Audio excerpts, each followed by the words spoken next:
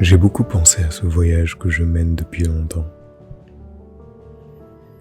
Cette quête d'amélioration pour devenir un meilleur artiste et une meilleure personne par la même occasion. En faisant un peu de rangement dans mes dossiers, j'ai pu revisiter de vieux dessins et j'en suis venu à me demander ce que j'aurais pu faire différemment si je savais ce que je sais aujourd'hui. Qu'est-ce que ça m'a appris ? Je pense que la première chance que j'ai eue, c'est d'avoir eu de bons parents. Des parents qui, dès le plus jeune âge, te donnent la possibilité de découvrir des choses et de te découvrir toi-même par la même occasion et de créer ton univers à toi. J'ai eu la chance d'essayer beaucoup de choses. La natation, l'escrime, le taekwondo, le basket et bien sûr le dessin. Au fil du temps, j'ai fini par graviter autour du basket et de l'art qui allait forger ma personnalité petit à petit.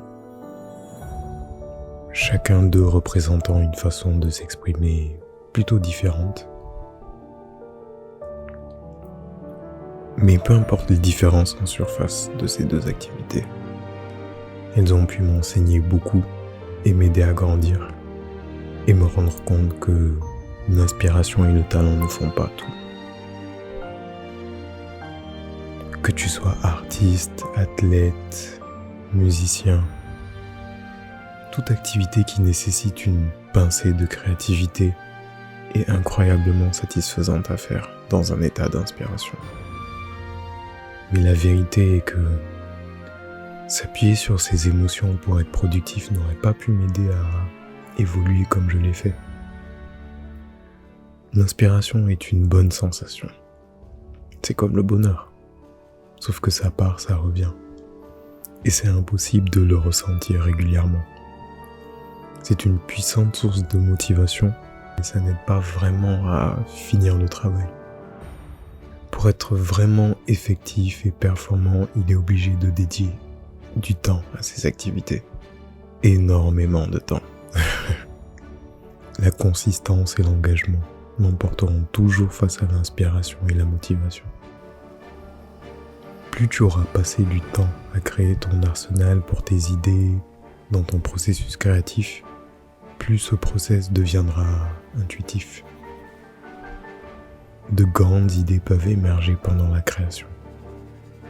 Donc voilà. Deuxièmement, il n'y a pas de timing parfait.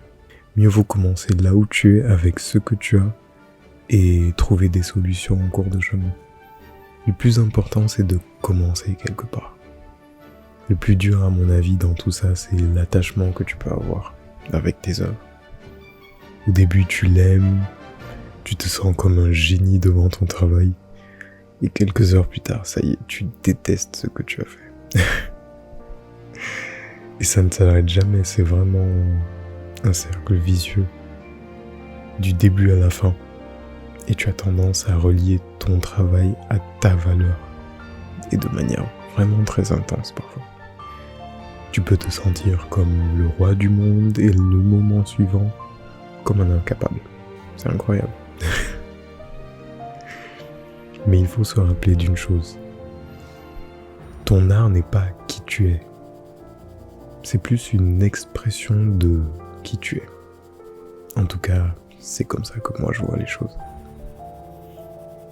Et il faut apprendre à détacher ta valeur de celle de tes réalisations, du nombre de vues qu'elles génèrent, du nombre d'abonnés et tout ça.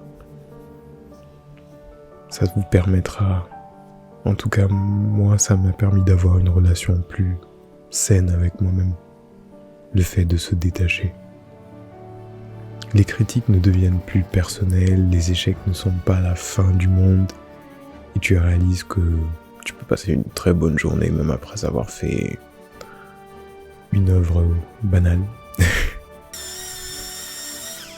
Si tu apprends à régulariser ton ego, développer un mindset sain, positif, être un artiste, que ce soit un passe-temps ou une profession, peut être incroyablement satisfaisant et apaisant. En tout cas, moi ça a toujours été un refuge. Quelque chose que je n'avais pas réalisé auparavant, c'était à quel point c'est important de développer d'autres skills que juste savoir dessiner. C'est utile de pouvoir être bon dans d'autres catégories, surtout si elles peuvent se relier entre elles. Ton temps peut être tellement mieux utilisé en apprenant à faire des films, écrire des scripts, créer un petit business, etc. que juste être assis à faire la même chose toute la journée, encore et encore. Tu peux toujours le faire, hein, mais il faut savoir gérer son temps. Bonne chance avec ça. Mais plus tu auras des compétences dans plusieurs domaines, plus tu seras meilleur, plus tu te donneras l'opportunité d'étendre ton champ de vision et de possibilités.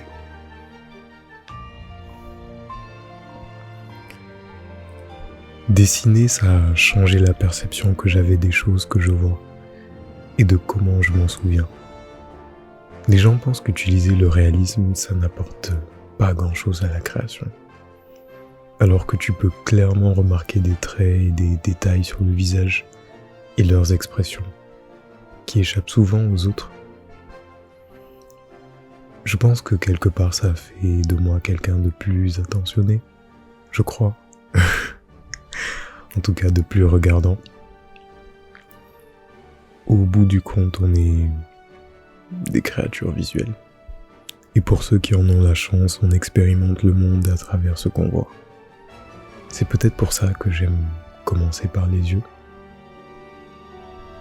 On dit souvent qu'ils sont le reflet de l'âme. Et pour moi, derrière chaque visage et chaque regard, se cache un univers différent d'expériences et je trouve ça fascinant. Alors oui, dessiner c'est comme prendre une photo, si on veut, mais en capturant l'expérience derrière le visage. Et appliquer des couleurs couche après couche, ça a façonné ma capacité à prêter plus d'attention aux détails et m'a rendu plus attentif aux choses qui passent souvent inaperçues. Mais aussi m'en souvenir, de manière assez claire d'ailleurs. Je n'oublie jamais un visage, et encore moins un sourire. Au bout du compte, ce n'est pas juste la capacité à faire quelque chose de beau. L'activité en elle-même peut te frustrer par moments, franchement. Quand ça ne se passe pas comme tu l'espérais, ça peut être incroyablement frustrant. Mais ça peut être tout aussi fun. Dans tous les cas, ça t'aide à grandir et les choses que tu apprends en cours de chemin peuvent avoir un impact sur d'autres aspects de la vie. Et ce sont des activités qui m'ont permis d'entamer un voyage dans lequel je peux en apprendre un peu plus sur moi. Et pour ça, j'en suis vraiment reconnaissant. Merci d'avoir regardé cette vidéo. Si vous êtes arrivé jusque-là, pensez à vous abonner, liker, partager. Je vous en serai reconnaissant aussi. Et quant à moi, je vous dis à bientôt. Et d'ici là, prenez soin de vous.